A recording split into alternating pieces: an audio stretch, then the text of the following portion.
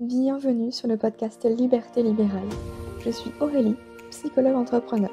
Pendant longtemps, j'ai fait ce qu'on attendait de moi, jusqu'au jour où je me suis autorisée à sortir du cadre et à m'épanouir pleinement. Avec ce podcast, j'aimerais vous aider à créer une activité qui vous ressemble.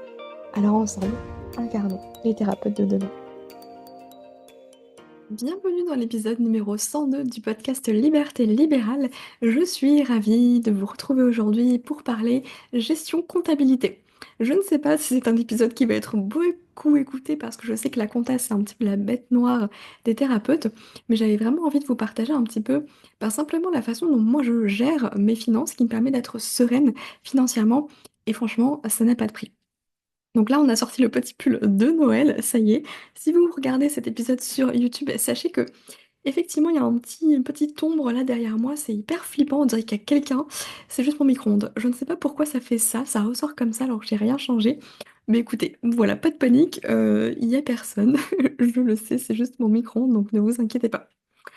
Donc, comment est-ce qu'on gère sa comptabilité pour être serein, sereine financièrement? Quand on est entrepreneur, finalement, on va accepter quelque part de vivre avec un stress financier constamment. Bon, avec les années, on s'y fait de plus en plus, de mieux en mieux, on arrive à développer des stratégies pour être sereine. C'est justement, tout le sujet de cet épisode de podcast, donc j'espère que ces, quoi, 5, 6 années d'entrepreneuriat pourront, vous être utiles, justement.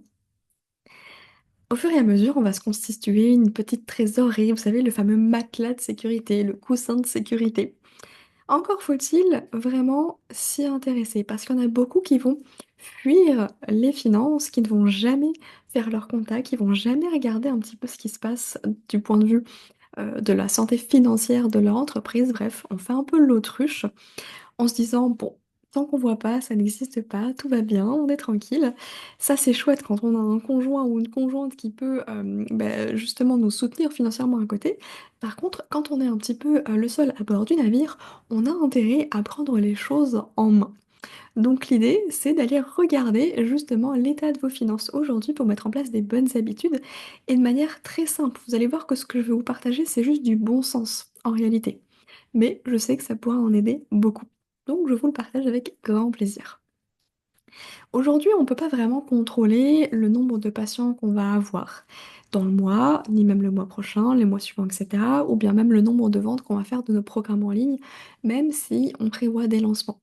C'est incontrôlable, on ne peut pas maîtriser ce paramètre-là. Par contre, on peut se préparer à ce qui est inévitable, c'est-à-dire l'URSSAF, les impôts. Ça tombe tous les ans, on ne peut pas y échapper. Personnellement, depuis que je suis à mon compte, j'ai un tableau que je remplis en fait toutes les semaines pour savoir exactement combien je dois mettre de côté pour l'URSSAF, combien va me coûter la CFE, les impôts, etc., etc. Oui, je déteste les imprévus, surtout les imprévus financiers. Et vu que le statut d'entrepreneur, il est assez insécurisant comme ça, pour croiser les doigts à la fin de l'année et espérer que ça passe et de pas finir en rouge une fois que l'État a fait ses prélèvements. Hors de question que ça se passe comme ça. Pire encore, autre scénario, on se serre tellement la ceinture, tellement on a peur de ne pas pouvoir avoir assez d'argent et payer du coup ce que l'État va prendre, que finalement on se retrouve soulagé une fois qu'on a fait notre déclaration d'impôt. Mais du coup, on s'est serré la ceinture pour rien et du coup, on s'est empêché de vivre. Bref, dans les deux cas, c'est pas ce que je vous souhaite. Et du coup, moi ce que je fais, c'est que j'aime bien me préparer sans pour autant me priver avec ces fameux au cas où. Donc bien sûr, on met toujours un peu plus de côté au cas où, mais l'idée c'est de pouvoir vivre sa vie aussi maintenant quoi, là aujourd'hui. Et ça m'a poussé à créer plusieurs tableaux, des tableaux type Excel, notamment dans Google Sheet, pour savoir un petit peu où est-ce qu'en étaient mes finances, mais en temps réel. En temps réel. Et oui, oui, je fais partie de ces rares personnes qui aiment la compta. Et entre nous, quand je suis passée du statut micro-entreprise au statut de la déclaration contrôlée, donc au réel, j'ai dû prendre un comptable. C'est obligatoire. Et je peux vous dire que mon comptable, il a vite compris comment je fonctionnais. Je lui ai expliqué que de toute façon, même si c'est lui qui gère les finances, moi je vais gérer aussi parce que j'en ai besoin. J'aime ça et puis ça me rassure de savoir où est-ce que j'en suis. Donc du coup, il m'a laissé la main sur son propre logiciel. C'est-à-dire que tous les mois, c'est moi qui vais rentrer mes données sur son logiciel à lui. Lui, ce qu'il fait, c'est qu'il va me fournir mon bilan chaque année. Tout simplement. Et autant vous dire que pas forcément ça me coûte moins cher parce que c'est moi qui fais le taf. Vous voyez? Donc bref, mis à part ça, le vendredi, c'est ce que j'appelle mon CEO Day. C'est le jour où je vais faire notamment ma comptabilité. Donc je prends vraiment le temps tous les vendredis de me pencher justement. Bon là, ça va être sur mon tableur System.io pour relever les paiements récurrents avec le nom de la personne, le montant, le type de paiement, etc., etc. Je vous passe les détails. Mais quand j'étais en cabinet, je le faisais au jour le jour. C'est-à-dire que j'avais mon cabinet le mardi et le vendredi, si je me souviens bien. Et ben chaque soir, à la fin de mes consultes, j'avais mon petit carnet, oui, mon petit carnet papier, et je notais.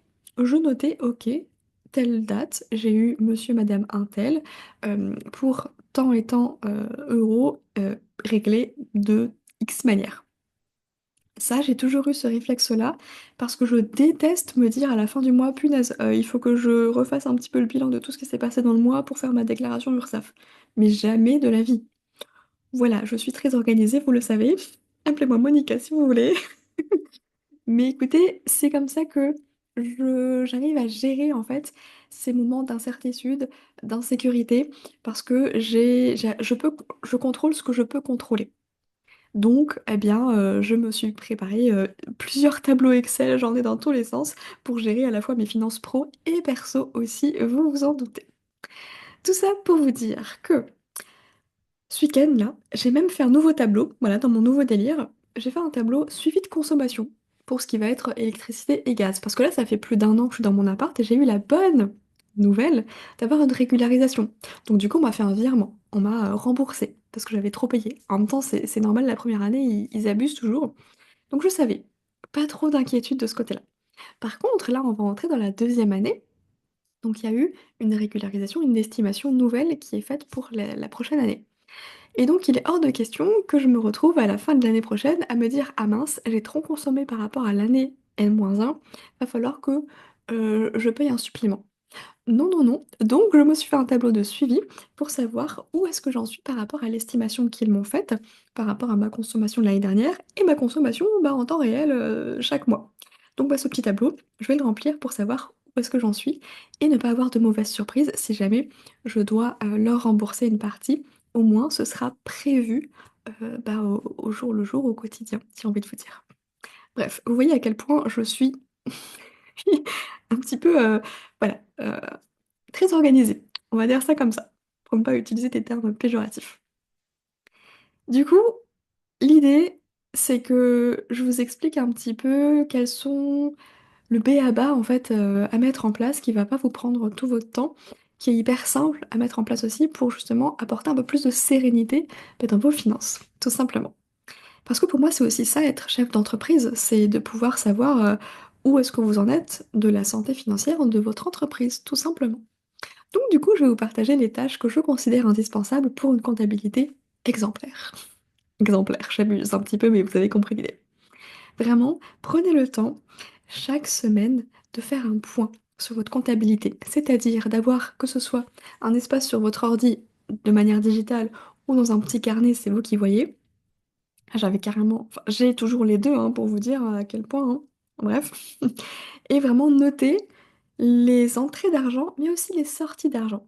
Même si vous êtes en micro-entreprise, bien sûr, vous ne pouvez pas déduire vos sorties d'argent, que ce soit vos charges du cabinet, l'URSSAF, etc. Néanmoins, je trouve que c'est intéressant d'avoir une vue d'ensemble sur les sorties d'argent pour faire le ratio. Ok, est-ce qu'il y a plus de choses qui rentrent, d'argent qui rentre, ou est-ce qu'il y en a plus qui en sort? Parce que dans ce cas-là, il y a peut-être un réajustement à faire, si jamais. Voilà, je dis ça, je dis rien. Donc vraiment, prenez le temps chaque semaine comme une petite routine. Honnêtement, de mon côté, ça me prend pas plus de 30 minutes. Et en plus, je fais ma compta perso aussi, en plus. Donc, prenez l'habitude de faire un petit check-up de vos comptes pour voir ce qui entre, ce qui sort. Vous notez tout ça. Et puis, ce que je vous invite à faire aussi, c'est de faire le calcul de vos charges une bonne fois pour toutes. Soit vos charges que vous pouvez calculer mensuellement avec le loyer de votre cabinet, ou peut-être, pourquoi pas, la plateforme que vous utilisez pour héberger vos formations en ligne, ou alors de faire un calcul annuel et de le diviser par 12 pour savoir un petit peu qu'est-ce qui va sortir chaque mois pour ne pas avoir besoin en fait de vous casser la tête à faire ce même calcul tous les mois. Vous le faites une fois, vous savez que ça sort. Après, il y a peut-être des petites dépenses par-ci par-là, un petit bouquin, une petite formation, etc. Ok, ça on le note au fur et à mesure. Et puis ensuite, alors moi j'aime bien faire ma déclaration URSSAF dès le premier, hein, le premier du mois. Voilà, je suis sur mon petit espace et je fais ma petite déclaration. Pourquoi? Parce que ça me permet de savoir exactement, bah, du coup, combien je vais devoir à l'URSSAF. Même si entre nous, je le sais bien avant, puisque j'ai mon petit tableau qui me le dit, n'est-ce pas?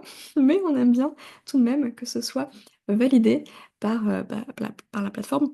Donc du coup, le premier du mois, je fais ma déclaration à l'URSSAF et le montant, du coup, de l'URSSAF, je le mets sur un compte à part. C'est un compte, en fait, où je ne touche pas. Je considère que c'est pas mon argent parce que c'est là où va être prélevé l'URSSAF, la CFE, les impôts. Donc voilà, c'est le compte de l'État.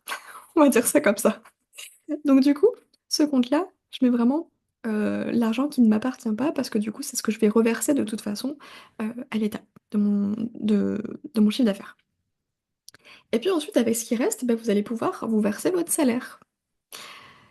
Si vous avez suffisamment d'argent, versez-vous un salaire qui vous permet bah, justement de vivre correctement, confortablement, mais de pas forcément tout vous verser de vos bénéfices parce que bah, l'idée c'est de prendre en compte aussi vos congés. Encore une fois, de mettre de côté pour la CFE, les impôts, mais aussi pourquoi pas les futures formations que vous avez envie de faire, les imprévus, si vos enfants sont malades et que vous devez annuler des rendez-vous au cabinet, bref, on ne sait jamais. Donc ça vous permet de vous constituer justement une trésorerie dans laquelle vous allez pouvoir piocher et surtout sur laquelle vous allez pouvoir compter quand il y a besoin. C'est vraiment en anticipant que vous allez pouvoir beaucoup mieux dormir et aussi vous faire plaisir sans culpabiliser, sans vous dire: «Ah mince, j'aurais peut-être pas dû, sortir, ce mois-ci entre amis parce que du coup, il va me manquer un peu pour les impôts, qui arrivent». Vous voyez un peu l'idée? Je sais qu'au début, c'est compliqué, surtout quand on gagne pas assez.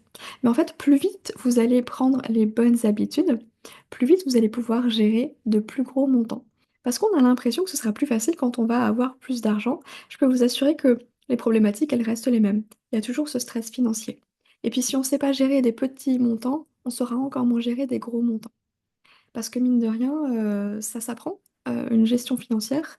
Il y en a qui ont énormément de problématiques, de relations à l'argent. Je pense qu'on a tous des problèmes, de toute façon, de relation particulière à l'argent. Soit on épargne beaucoup trop parce qu'on a peur justement d'en manquer, soit on dépense tout parce qu'on ne sait pas quoi faire avec tout cet argent, entre guillemets. Donc du coup, l'idée, c'est de trouver vraiment le juste milieu et une façon qui vous permette de vous sentir le plus et la plus sereine financièrement possible au regard de ce statut qui est quand même instable, on est bien d'accord. La petite nouvelle, mine de rien, que je suis très contente de vous annoncer, c'est que je vous ai préparé un petit truc qui va grandement vous faciliter la vie. Parce que je sais que vous et la compta, ça fait deux, et que vous avez pourtant bien besoin de vous sentir plus serein et sereine financièrement, de savoir exactement combien verser à l'URSSAF avant même de faire votre déclaration là le premier du mois, de savoir combien vous allez devoir verser aux impôts avant même que eux le sachent, parce que vous n'avez pas encore fait votre déclaration, donc en temps réel. Eh bien, laissez-moi vous expliquer que je vous ai préparé un pack comptabilité sereine avec des tableaux Excel de calcul automatisés. Vous n'avez plus qu'à remplir votre chiffre d'affaires chaque mois et vos charges, et vous avez tous les calculs qui se font automatiquement. L'URSSAF, les impôts. Je vous ai même partagé mon tableau de suivi de consommation si vous avez envie d'être un peu toqué comme moi et de même suivre votre consommation d'électricité, de gaz pour ne pas avoir de mauvaises surprises.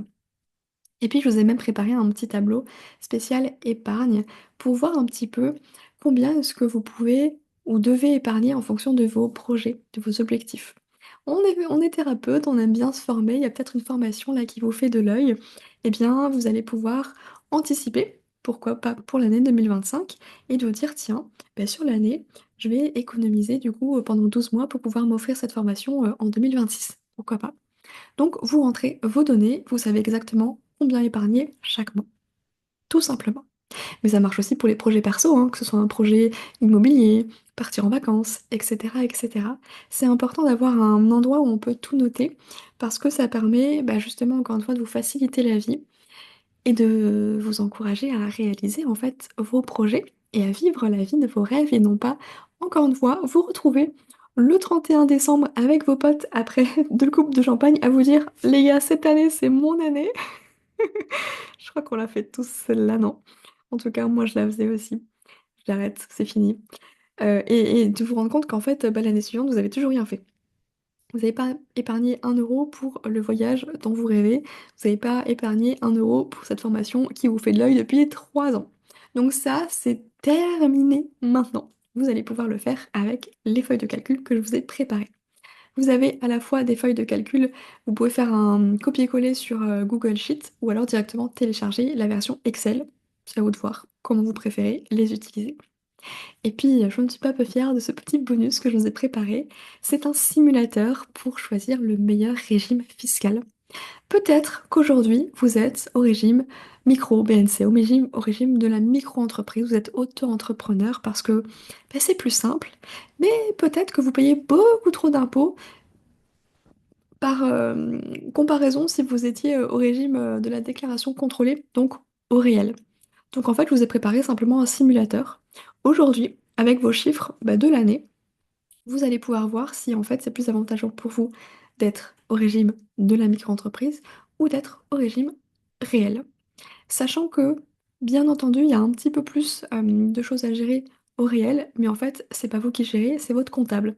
C'est la seule chose, il faut que vous ayez un comptable à ce moment-là, donc prévoyez, une centaine d'euros par mois pour avoir, une gestion, comptable. Donc en plus, vous êtes tranquille et vous payez encore moins d'impôts.